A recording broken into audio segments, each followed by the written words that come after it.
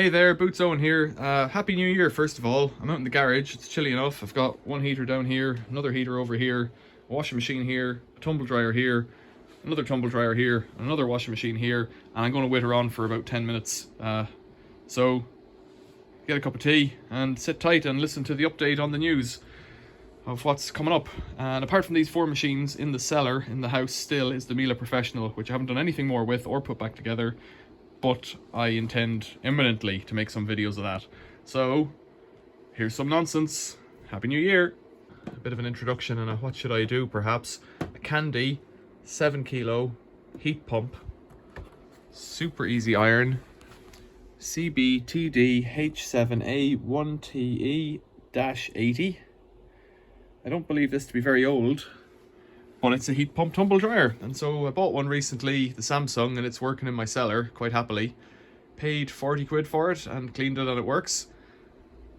I need to make another video about the Samsung, because on the Samsung you have a filter down the bottom like this. No, you don't. You have a filter here on the Samsung like this, and then down the bottom you have just this heat exchanger thingy. And as you can see on this Candy, that one's really clean compared to the Samsung when I got it. But the Candy has a sponge and a mesh filter in there. And the Samsung doesn't have that. And that is to the Samsung's detriment, really. Because that seems to be exactly what you need for this. So, that's one aspect of this machine. Ooh, 2020? Hang on a second. So, 21st of the 12th, 2020, and it's today, right now, 1st of January 2023. So this machine has had basically 2021 and 2022 in service. And not even, because it didn't break yesterday. 2 years old. That's... I bet you they didn't register, and all that's kind of obsolete now. Because there's a parts guarantee. That's just what you need for this problem, which is... You hear that? Oh, it doesn't like it. So, in here, let's try and get the light on. So in here, if I look around the edge somewhere, I will see, yeah, it's over here at the moment. That drum is completely burst. Like, that's sharp metal there, and someone's put a load of chemical metal on top of it. God knows why. For what good it's going to do. Let's try and get it around. And there's another one there. So, I can't quite fathom it, but I think I'm going to take it apart and see. Oh dear me, it's catching. There's either glides or ball bearings in there, and it's catching on them. And I wonder, given that they're both kind of that far apart and that's kind of that far apart, I wonder, is there two rollers there that someone stood in it or something? Something foolish? I don't know. I'll have to autopsy that. But I was told that the heat pump works fine, but it's broken. Now, how you're going to mend it by putting chemical metal on the outside, I really don't know. That's this machine. So this is probably kind of like an update video, really. It has quite an innovative feature, I would say. Instead of having the drawer up here for water, it has a door with a little hose here, so the water must still get pumped up from below into this hose, into here, into a caddy water tank that sits inside the door.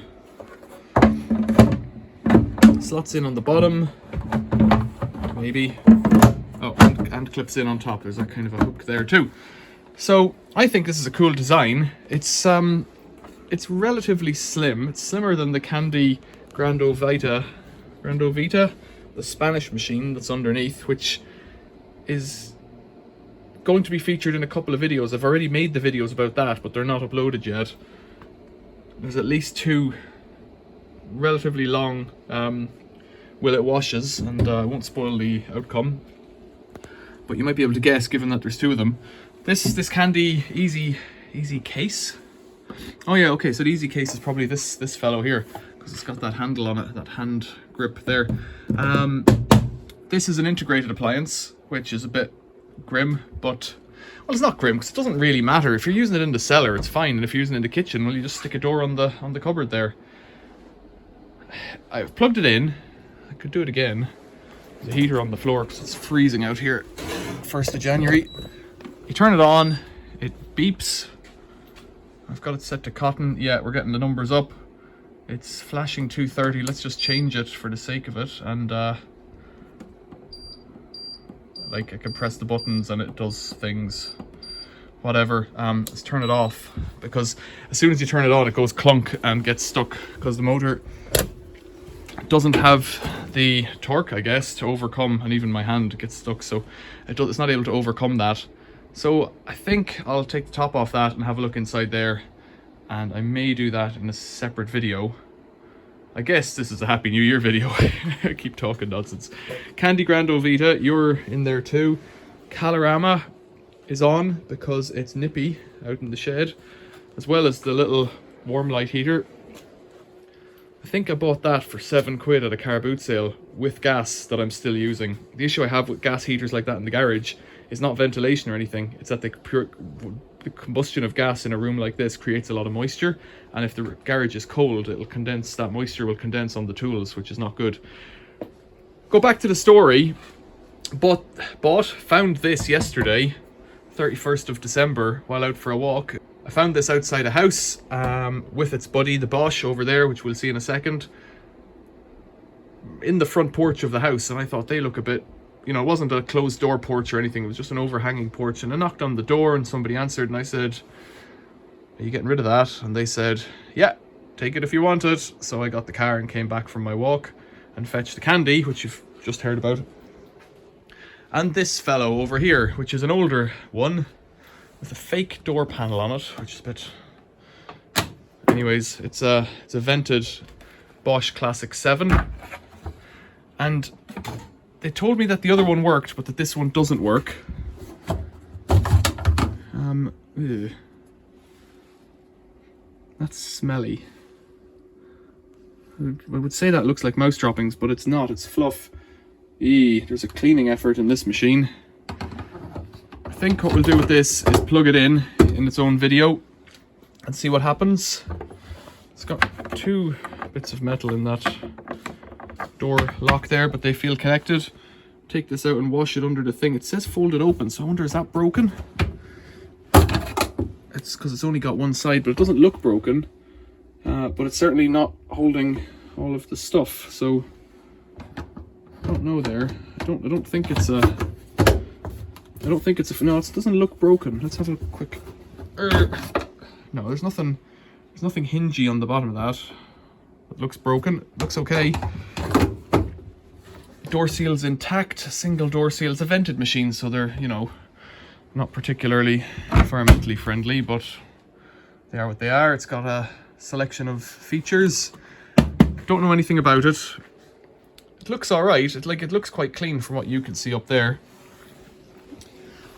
And I'll have to make another video of that. Beneath it is the WFF 1401, which was in my cellar, which I was using for a number of years, which I gave to a friend.